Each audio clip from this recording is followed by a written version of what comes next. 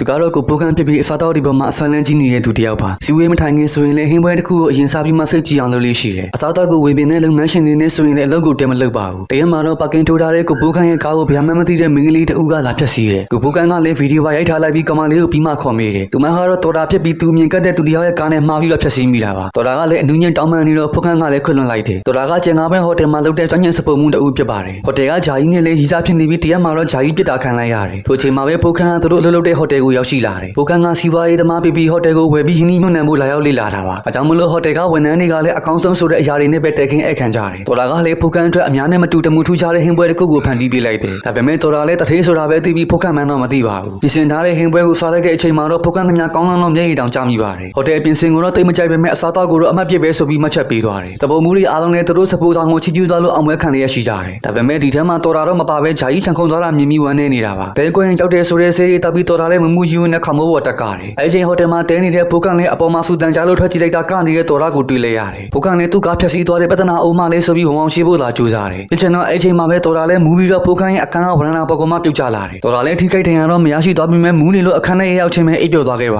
တယ်ပိုကန်လည်းဒစိမ့်မျိုးသမီးကိုဟိုတယ်မှာခေါ်ထားရင်ပဒနာတက်မှာဆိုလို့အပြင်ကိုခိုးထုတ်တယ်ဖြစ်ချင်တော့ခိုးထုတ်မှာပဲဟိုတယ်ကဝန်ထမ်းတွေနဲ့ပပင်းသွားတိုးပြီးလူမိသွားတော့တယ်တော်တာကမှပေနေတဲ့အချင်းရည်တွေကိုလည်းတွေးတွေထင်ပြီးရဲတန်လဲလို့ပိုကန်လည်းတကြချေအောင်လိုက်ရပြီဒီလိုနဲ့ပဲတရက်မှာတော့တော်တာလည်းပန်းချန်နဲ့လမ်းရှောင်းရင်ပြားရည်စားချင်လို့ဆိုပြီးပြားရုံကိုသူနဲ့သွားထိုးတယ်အကျန်းဆိုလို့ပြားလိုက်တလို့ထပ်ပြေးလိုက်တာလေးငင်းခံနေတဲ့ပိုကန်နဲ့မှသွားတွေ့တယ်တော်တာကတော့ပြားတုတ်တာမခံလိုက်ရပေမဲ့ပိုကန်ကတော့မျက်နှာမှာတော်ရီတောင်တွေပါထွက်လာပါပြီပိုကန်လည်းတော်တာနဲ့တွေ့တိုင်းကန်ဆိုးမမောင်ချနေလို့ဖြစ်ရှင်းမှုနီလန်းရှာဖွေရတော့တယ်အကြောင်းတော်တာကိုနိုင်တလုံးပေးထားလိုက်ပြီးပိုကန်အနိုင်ရတာနဲ့အလန်းထားမိမှာဖြစ်ပါတယ်ပိုကန်မှလည်းအစူအနိုင်နဲ့ဖင်သူတလုံးရှိပြီးတော်တာကိုကြိုတင်ချောင်းချနိုင်အောင်ပါဒါပေမဲ့ပိုကန်ကတော့တော်တာဟိုတယ်မှာအလုံးနေမှမသိပဲနေဖင်ထမင်းသုံးနဲ့သွားစားရတယ်တော်တာရဲ့ဟင်းပွဲတွေကလည်းအရန်ကောင်းနေလို့ပိုကန်လည်းမစားရမနေနိုင်ဖြစ်နေပါပြီဆိုရှယ်မီဒီယာတွေမှာလည်းတထေးပိုကန်ရဲ့အသွဲဆွဲလိုက်ရဆိုပြီးတော့လူတွေချားတဲ့ခေတ်ထသွားတယ်အင်တာဗျူးလုပ်တော့မှပဲတော်တာလည်းသူနေတိုင်းဟင်းပွဲတွေပြင်ဆင်ပေးနေရတဲ့သူကပိုကန်မှန်သိရှိသွားတော့တယ်နာယီကလည်းချက်ချင်းအလန်းမီလာလို့တော်တာလည်းထွက်ပြေးလာလိုက်တာလေကူးကန်နဲ့ချစ်ချောက်ကြီးပြုတ်ကျသွားတော့တယ်ဒါကိုပိုကန်ကလည်းမြင်တွေ့သွားပြီးသူရမ်းကြိုက်တဲ့လက်ရာတွေရဲ့ပန်းရှင်စဖို့မှုအောင်တော်တာမှန်းသိလိုက်ရပါပြီပိုကန်လည်းတော်တာချက်တာတီးသွားပေမဲ့ကန်ဆိုးမှမကြောက်တော့ပဲရအောင်သွားစားတယ်တော်တာကိုလည်းနှစ်ယောက်ချင်းတွေ့ပြီးဟင်းပွဲတွေဘလောက်ကောင်းကောင်းချီကျူးလိုက်တယ်တကယ်ကြတော့ပိုကန်လည်းအလုပ်ကိစ္စရှိလို့နန်းနန်းကြားကိုခီးထွက်ရတယ်ခီးမသွားခင်တော်တာရဲ့လက်ရာလေးစားချင်နေဆိုပြီးတော့ဟိုတယ်ကိုရောက်ရှိလာတယ်ဒါပေမဲ့တော်တာကနေမကောင်းလို့ခွင့်ယူထားတယ်ဆိုလို့အိမ်လေးစားအောင်ဆန်းမိလိုက်သွားတယ်တော်တာလည်းသူ့လက်ရာကိုအိမ်ထိလာစားလို့သဘောလေးချပြီးဆက်ဖက်ချကြွေးတော့တယ်ပိုကန်လည်းစားတော့ပြီးကနေကောင်းကောင်းလို့အိတ်တောင်ပြော့သွားခဲ့ပါတယ်နိုးလာတော့ညနေနေပြီးတော်တာကလည်းသူ့ခန်းထဲမှာသူအိပ်ပျော်နေပါပြီသူနေကစားပြီးပိုကန်လည်းဟိုတယ်မှာမစားတော့ပဲတော်တာအိမ်မှာပဲညတိုင်းလာစားတော့တယ်တော်တာကလည်းအမြင်နဲ့တကားဖွင့်ပေးထားပြီးပိုကန်ကြိုက်တာတွေနဲ့အမြဲတမ်းကြည့်မွေးလေးရှိတယ်ပိုကန်ကလည်းတော်တာပေါ်ခင်တွယ်လာပြီးအခုဆိုရင်စပွဲတစ်ခုထဲမှာနှစ်ယောက်တူထိုင်စားနေကြပါပြီဒီလိုနဲ့တရက်မှာတော့ထူးထူးခြားခြားပိုကန်အင်ကိုရောက်လာလို့တော်တာလည်းနင်းငယ်ဆိုရင်သွားတယ်တပတ်လောက်လေးကြာသွားတော့တော်တာလည်းအစိုးရလွန်ပြီးတော့ပိုကန်အိမ်ဒီပါလိုက်သွားပြီဟိုရောက်တော့ပိုကန်ကပင်တိုင်းစပုတ်မှုရသွားလို့အပြင်စားတွေမစားတော့ဘူးလို့ကြားသိလိုက်ရတယ်တော်တာလည်းမယုံကြည်ရနဲ့အိမ်နဲ့အတင်းဝင်ကြည့်လိုက်တာပင်တိုင်းစပုတ်မှုချော်လေးကိုတင်မြင်လိုက်ရပါတယ်ဒီလိုနဲ့ပဲတော်တာလည်းစိတ်ဆိုးနဲ့အိမ်ပြန်ရောက်သွားပြီးပိုကန်ရဲ့အလားကိုထပ်မြော်တယ်ဒါပေမဲ့ပိုကန်ကတော့အိမ်ကိုရောက်မလာပဲဟိုတယ်ကိုလုပ်ကိစ္စနဲ့ရောက်လာမှသာတွေ့ရတယ်ဒီလိုနဲ့တရက်မှာပိုကန်လည်းဟိုတယ်တစ်ခုလုံးကိုပြစ်လိုက်ပြီးတော်တာအပါဝင်ဝင်တိုင်းနဲ့အကုန်လုံးကိုလှုပ်ထွက်ပြစ်လိုက်တယ်တော်တာနဲ့အမတ်တရားလေးပြန်တွေ့ရင်တော့ရှင်နေနေအောင်မိပါတယ်အိမ်တော့ပိုကန်လည်းသူ့ရဲ့ပင်တိုင်းစပုတ်မှုလေးကိုသူနဲ့တူထိုင်စားဖို့ဖိတ်ခေါ်တယ်ဒါပေမဲ့စပုတ်မှုလေးကလည်းဟင်းချက်အောင်သာဖြစ်လို့မထိုင်နိုင်ဘူးဆိုပြီးတခါတည်းအလုပ်ပါထွက်သွားတော့တယ်နောက်ရကျတော့ပိုကန်လည်းစိတ်ပြောင်းသွားပြီးတော်တာကိုလိုက်ရှာတော့တယ်တော်တာလည်းခွေးချောင်းနေနာယီကအတန်မီလာတော့ပိုကန်မှန်းတီးပြီးတခါတည်းထွက်ပြေးတော့တယ်ပိုကန်လည်းနာယီကတီနီယာတိုင်းတော်တာကိုလိုက်ရှာရင်းနဲ့ဖေးတစ်ခုတည်းရောက်ရှိသွားတယ်တကယ်တော့တော်တာကသူ့ခွေးကိုနာယီပတ်ပေးပြီးပိုကန်ကိုကျင်းထည့်သွားတာပါဒါပေမဲ့ပိုကန်ကလည်းဒီခွေးလေးကိုပဲပြန်သုံးပြီးသူ့တခင်ကိုပြန်ရှာနိုင်ခဲ့ပါတယ်ဒီလိုနဲ့ညသားစကားများကုန်ပြီးတော်တာကလည်းဟင်းဆက်ချက်မကျွေးနိုင်ဘူးလို့ဆိုတယ်ဒါပေမဲ့ပိုကန်ကကြီးစားစကားတိုင်းတွေ့လိုက်လို့တော်တာလည်းတုံကနေပါဖြစ်သွားတော့တယ်တော်တာကလည်းမပြုတ်ခင်ကလေးကနူးချင်နေတာမို့လို့စဉ်းစားမနေပဲတခါတည်းဖြစ်တန်းပေးပြလိုက်ပြီဒီလိုနဲ့ပဲညသားတော်တာအင်ကိုတော်ပြီးနေမင်းစီးသားချင်းချက်ချီညူလိုက်ကြတယ်နောက်ဆုံးမှာတော့ပိုကန်လည်းသူကျွမ်းကျင်သောဖြစ်တဲ့ခေါက်ဆေးပြုတ်ကျွေးနေရင်ဇလန်းလေးပြီးဆုံးသွားပါတယ်ဒီစကားလေးကိုကြည့်ပြီးမိတ်ဆွေတို့လည်းရီစားအောင်တန်းတန်းဆက်ဖြစ်ဖြစ်ချင်းတော်တာလည်းမျိုးပြစုကောင်းအောင်ကြိုးစားကြပါကျေးဇူးတင်ပါတယ်